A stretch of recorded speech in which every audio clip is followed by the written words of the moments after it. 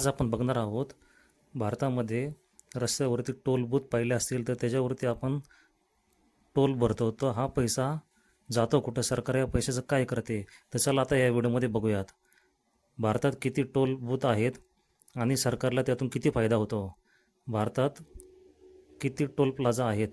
केंद्रीय रस्ते वाहतूक मंत्रालयाच्या माहितीनुसार जून 2025पर्यंत राष्ट्रीय महामार्गावर म्हणजेच नॅशनल हायवेवरती 1087 टोल प्लाझा कार्यरत आहेत. यामध्ये NHAI द्वारे चालवले जाणारे टोल प्लाझा PP मॉडेलवरतीच म्हणजेच पब्लिक प्रायव्हेट पार्टनरशिप अंतर्गत खाजगी कंपन्यांकडून चालवले जाणारे टोल प्लाझा यांचा समावेश होतो. टोलमधून किती महसूल मिळतो.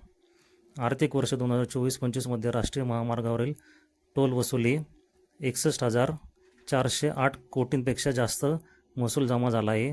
त्यापैकी 28,823 कोटी सार्वजनिक निधीतून बांधलेल्या NHAI रस्त्यावरील टोलमधून आले आहेत आणि 32,584 कोटी PP मॉडेल म्हणजेच PP प्रकल्पातून आले आहेत.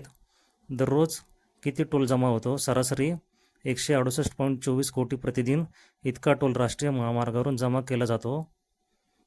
सरकारला याचा फायदा कसा होतो.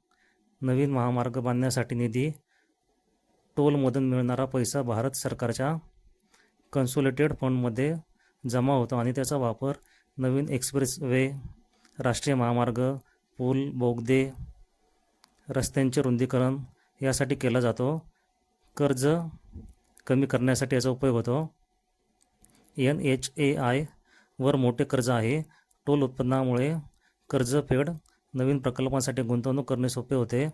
रस्त्यांची देखभाल, टोलमधील निधी वापरून रस्त्याची दुरुस्ती, सुरक्षा उपाय, प्रकाश योजना, सेवा रस्ते यांची देखभाल केली जाते. टोल वसुली का वाढत आहे. कारणे नवीन महामार्गांची वाढ, वाहनांची वाढती संख्या, फास्टॅगमुळे चोरी कमी होणे, इलेक्ट्रॉनिक टोल संकलन आणि आर्थिक अधिक पारदर्शक होते. सर्वात मोठी टीका काय आहे. अनेक नागरिकांचे असे मत आहे की काही ठिकाणी टोल कालावधी जास्त असतो. रस्त्यांची गुणवत्ता सर्वत्र समान नसते. टोल दरवर्षी वाढतात. थोडक्यात राष्ट्रीय महामार्गावरील टोल प्लाझा 1087 आहेत. 2024-25मधील टोल महसूल 61,408 कोटी आहे. दररोजची सरासरी वसुली 168.24 कोटी आहे.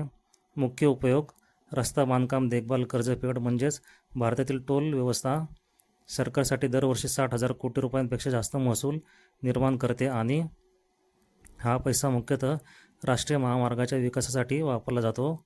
डिस्क्लेमर, हा व्हिडिओ तुमच्या एज्युकेशनल पर्पजसाठी बनवला गेला आहे. तुम्ही जर या चॅनलवर पहिल्यांदा आला असाल तर चॅनलला लाईक, शेअर, सबस्क्राईब जरूर करा.